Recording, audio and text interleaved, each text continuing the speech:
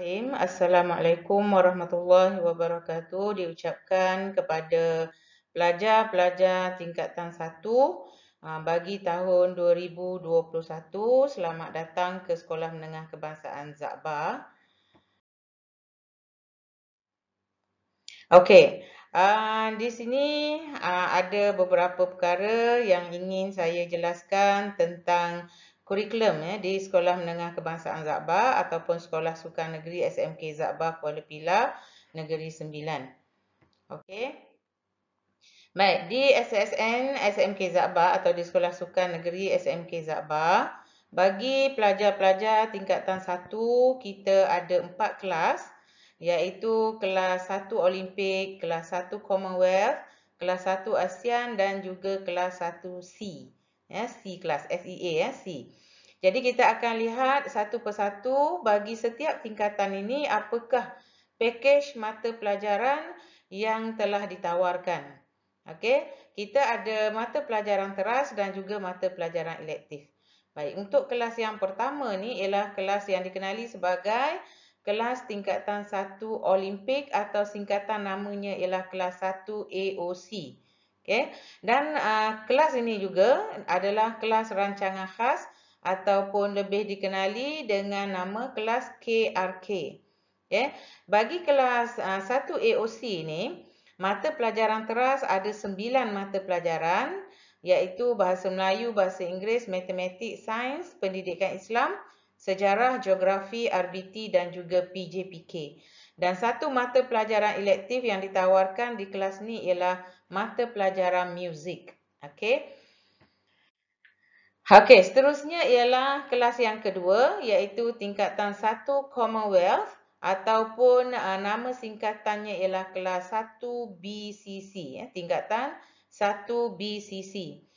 Okey, sama juga seperti 1 AOC tadi, tingkatan 1 BCC juga mempunyai 9 mata pelajaran teras, iaitu Bahasa Melayu, Bahasa Inggeris, Matematik, Sains, Pendidikan Islam, Sejarah, Geografi, RBT dan juga PJPK. Juga elektifnya sama seperti kelas 1 AOC tadi, iaitu mata pelajaran muzik. Okey, seterusnya ialah kelas yang ketiga. Kelas yang ketiga ialah tingkatan 1 ASEAN ataupun dikenali juga sebagai 1 CAC. Sama juga 9 mata pelajaran teras, iaitu mata pelajaran yang wajib dipelajari, BM, BI atau Bahasa Melayu, Bahasa Inggeris, Matematik, Sains, Pendidikan Islam, Sejarah, Geografi, RBT, PJPK. Tetapi kelas 1 CAC ini, mata pelajaran elektif yang ditawarkan ialah pendidikan seni visual.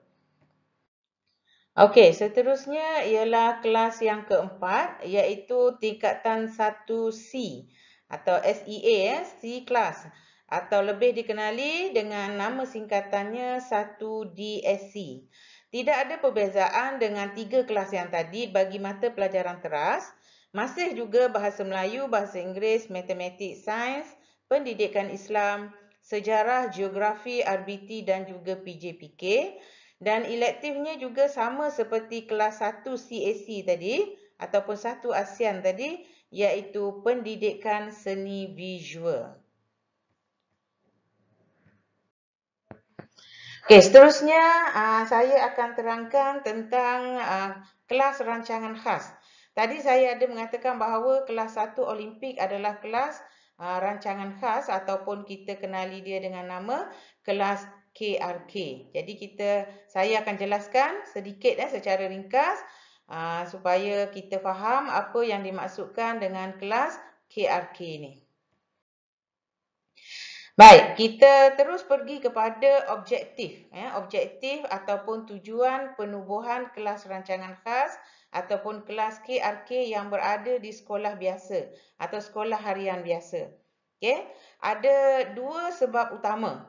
Iaitu yang pertamanya kerana SBP ataupun sekolah-sekolah berasrama penuh dan juga MRSM semakin hari semakin ramai yang cemerlang atau mendapat keputusan yang cemerlang dalam peperiksaan UPSR ketika mereka di sekolah rendah di tahun 6. Jadi keadaan ini menyebabkan SBP dan MRSM tidak dapat menampung keperluan pelajar yang untuk masuk ke sekolah ni yang semakin meningkat dari setahun ke setahun. Bermakna pelajar-pelajar kita, anak-anak tuan-tuan dan anak-anak tuan-puan semakin pandai. Dari setahun ke setahun makin ramai yang pandai, yang cemerlang. Yang keduanya ialah tujuannya ialah apabila SBP dan MRSM ni tak dapat menampung pelajar yang cemerlang dalam UPSR tadi, jadi inisiatif ini telah diambil alih oleh sekolah-sekolah biasa, sekolah-sekolah harian biasa, di mana pelajar-pelajar cemerlang tadi yang tidak terpilih ke SBP dan MRSM, jadi mereka akan ditawarkan di sekolah ni. Jadi mereka juga akan menerima pendidikan yang baik, yang lebih kurang juga dengan SBP dan juga MRSM, tetapi bertempat di sekolah biasa. Jadi itulah dia dua tujuan utama kenapa KRK ini ditubuhkan. Okey, bagaimana cara untuk kita memohon memohon untuk masuk ke kelas KRK ni? Yang pertama, pengisian borang. Borang ini akan diisi secara online ataupun secara atas talian ketika mereka berada di tahun 6. Jadi yang akan membantu mereka mengisi borang ni ialah guru kelas masa tahun 6 dan juga guru kaunseling yang berada di sekolah rendah. Okey. Dan apabila mereka telah mengisi borang dan didapati layak untuk masuk ke kelas KRK atau kelas rancangan khas, mereka akan dihubungi oleh pihak sekolah menengah. Okay, kerana keputusan itu akan sampai ke sekolah menengah dan sekolah menengah lah yang akan membuat tawaran tersebut. Okay, syarat kemasukan. Bagaimana syarat dia untuk masuk ke sekolah ataupun ke kelas rancangan khas ini. Okey, mengikut JPNS ataupun Jabatan Pendidikan Negeri Sembilan, mereka mencadangkan sekurang-kurangnya pelajar ini mendapat 3A dalam UPSR. Okay, sesiapa yang dapat 3A dalam UPSR, dia boleh mohon secara online tadi.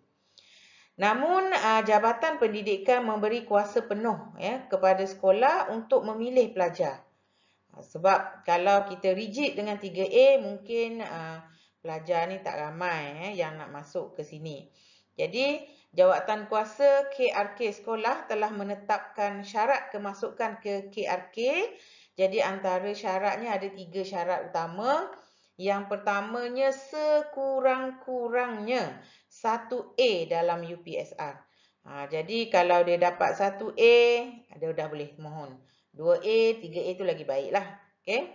Yang kedua, tiada grade D. Tiada D dan juga tiada yang gagal. Dan yang ketiganya ialah sekurang-kurangnya grade B. Ini khusus bagi mata pelajaran bahasa Melayu, iaitu ada 2 bahasa Melayu, pemahaman dan juga penulisan. Sekurang-kurangnya dia dapat B. Itulah syarat kemasukan ke kelas KRK ataupun kelas rancangan khas. Jadi saya harap kita ada sedikit pengetahuan lah tentang kelas rancangan khas. Jadi di Sekolah Sukan Negeri SMK Zabba kita ada satu kelas, iaitu kelas 1 Olimpik ataupun 1 AOC yang saya sebutkan tadilah. Okey, tentang segak. Segak ni apa yang kita buat ialah penilaian segak ni kita ambil kira berat pelajar tu, ketinggian dia dan juga daripada berat dan ketinggian itu kita akan membuat penilaian tentang BMI-nya. Okey.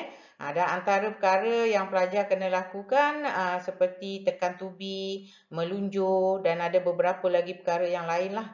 Okey, dan segak ini yang akan dilaksanakan oleh guru mata pelajaran pendidikan jasmani dan juga pendidikan kesihatan atau kita sebut sebagai PJPK.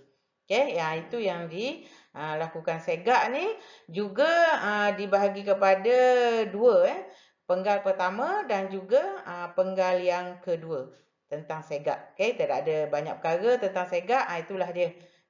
Semua pelajar akan dinilai. Dan segak ni kalau kita nak kirakan berat, tinggi, BMI semua ni, kalau berada di sekolah sukan, dia merupakan satu perkara yang penting lah. Ya, kena diambil berat lah kerana dia melibatkan permainan dan juga sukan di sekolah ini. Okey. Baik, kemudian tentang PBD. Ya, apa itu PBD? Iaitu penilaian bilik darjah. Ya, PBD, penilaian bilik darjah. Okey, penilaian bilik darjah ataupun PBD, okey, penilaian dilaksanakan sepanjang tahun. Namun begitu, kita bahagikan dia kepada dua. Ya, dua iaitu satu penilaian pertengahan tahun dan satu lagi ialah penilaian akhir tahun. Penilaian pertengahan tahun bermula Januari hingga Jun. Sebenarnya penilaian ni kita telah pun mulakan walaupun pelajar belum masuk ke sekolah, kerana kita dalam PDPR kita itu kita dah ada penilaian PBD. Sehinggalah bulan Mac, jadi bulan April kita akan sambung penilaian itu secara bersemuka lah. Okay, kerana pelajar ni akan masuk ke sekolah bermula bulan April seperti mana yang kita sedia maklum sehinggalah bulan Jun. Kebiasaannya penilaian pertengahan tahun ini kita akan ambil kira sepenuhnya sekiranya pelajar itu berpindah atau bertukar daripada sekolah. Okay. Kemudian yang kedua, kita akan buat penilaian akhir tahun. Okay. Penilaian akhir tahun akan bermula bulan Julai sehinggalah ke hujung tahun, iaitu sehingga ke bulan Disember. Itu penilaian yang akan dibuat oleh setiap guru mata pelajaran ataupun setiap guru subjek mengikut kriteria masing-masing. Okey, potensi dan kriteria yang diambil kira dalam PBD. Okey, seperti yang saya sebut sedikit tadi, potensi dan kriteria ini tidak sama. Dia bergantung kepada mata pelajaran. Itu sebab saya kata di situ kriteria mengikut subjek masing-masing. Okay, matematik lain, pendidikan Islam lain, sejarah lain, bahasa Melayu lain. Itu mengikut kriteria mata pelajaran masing-masing. Jadi saya tak boleh terang satu persatu di sinilah, kerana dia cukup banyak. Yang keduanya, potensi pelajar pula dia ambil kira kepada tahap pencapaian. Tahap pencapaian ni kita selalu sebut dia sebagai band. Okey, band ada 6. Band 1, band 2, 3, 4, 5, 6. Band 1 hingga band 6. Jadi secara ringkas saya akan jelaskan apa dia band 1 hingga band 6 ni. Supaya kita nampaklah sebenarnya apa bentuk penilaian yang dibuat oleh guru-guru mata pelajaran terhadap anak-anak murid mereka. Okey, kita bermula dengan band 1. Band 1 secara asasnya ialah murid tahu perkara asas ataupun dia boleh bagi respon terhadap perkara asas. Jadi jika murid ni tahu tentang perkara asas, maka kita boleh bagi murid ini band 1. Okey, kemudian band 2. Band 2, murid tahu dan faham serta boleh menjelaskan apa yang telah dipelajari. Tak kiralah mata pelajaran apa yang dia belajar, dia tahu, dia faham dan dia boleh jelaskan. Okay, apa yang dia belajar.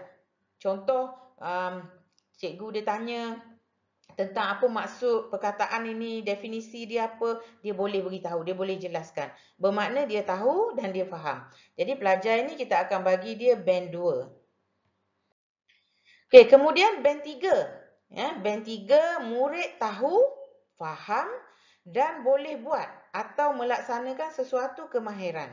Okey, bila seorang guru dia minta pelajar ni melaksanakan atau melakukan sesuatu tugasan, dia boleh buat. Selain dia tahu, dia faham, dia boleh buat. Contoh macam matematik, dia tahu apa yang cikgu tu ajar, dia faham. Kemudian bila dibagi satu soalan matematik, penyelesaian masalah, dia boleh menyelesaikan masalah itu. Jadi maknanya dia boleh melaksanakan kemahiran tersebut. Itu saya bagi contoh kalau matematik. Jadi sama jugalah dengan mata pelajaran yang lain. Jadi pelajar ni akan dapat band 3. Okey, kemudian band 4. Band 4 ni murid tahu, faham dan boleh buat dengan beradab ataupun dia melaksanakan mengikut prosedur dia. Beradab ni artinya ialah mengikut prosedur ataupun dia melakukan secara sistematik dengan cara yang betul. Ya, betul dengan cara yang tepat, mengikut kehendak mata pelajaran itu ataupun mengikut kehendak guru. Dia layak untuk dapat band 4. Seterusnya ialah band 5. Band 5 ni murid tahu, faham dan boleh buat dengan beradab dan terpuji. Ataupun dia mengikut prosedur atau secara sistematik dengan bersikap positif. Ya, dia bersikap positif. Di sini ada unsur-unsur keseronokan. Dia suka. Ya, dia bersifat positif di situ. Dia tak ban satu-satu mata pelajaran itu. Itu band 5. Dan band 5 ni sudah agak tinggi lah. Ya, pencapaian sudah agak tinggi bagi setiap mata pelajaran bagi pelajar. Ya, dan okey, yang seterusnya ialah yang terakhir band 6. Ini adalah band yang tertinggi. Ya, yang paling tinggi, yang agak sukar untuk dicapai oleh pelajar. Tapi bukan tak boleh. Tetapi agak sukar. Iaitu band 6, tahu, faham dan boleh buat dengan beradab serta istiqamah. Istiqamah ni artinya ialah secara berterusan. Dia boleh buat pada bila-bila masa sahaja. Okay? Ataupun dia seorang yang mampu menzahirkan idea secara kreatif dan inovatif. Ini pelajar yang kuat berfikir. Ya, dia boleh menggunakan akal dia dengan sempurna. Dan ataupun boleh juga kita kata dia mampu membuat keputusan. Ya, dia boleh buat keputusan. Bermakna seorang pelajar yang sampai ke tahap ini dia boleh jadi seorang pemimpin. Ya, bila dia boleh buat keputusan, maknanya dia layak untuk jadi seorang pemimpin. Ataupun dia boleh menyampaikan maklumat secara bertata susila dan menjadi contoh secara tekal. Maksudnya dia menjadi contoh kepada pelajar lain. Ya, pelajar-pelajar lain mencontohi dia. Sama ada dari segi ilmu dia, dari segi kepribadian dia. Itulah yang kita nilai. Yang dinilai oleh pihak sekolah, guru mata pelajaran. Jadi dia dinilai secara akademik dan juga secara peribadi. Okey. Jadi saya kira inilah dia penerangan secara ringkas sahaja daripada saya tentang ruang skop kurikulum. Ya, tentang package, tentang SEGAT, tentang PBD, apa-apa yang terkandung di dalam kurikulum. Jadi sekian sahaja daripada saya. Wassalamualaikum warahmatullahi wabarakatuh.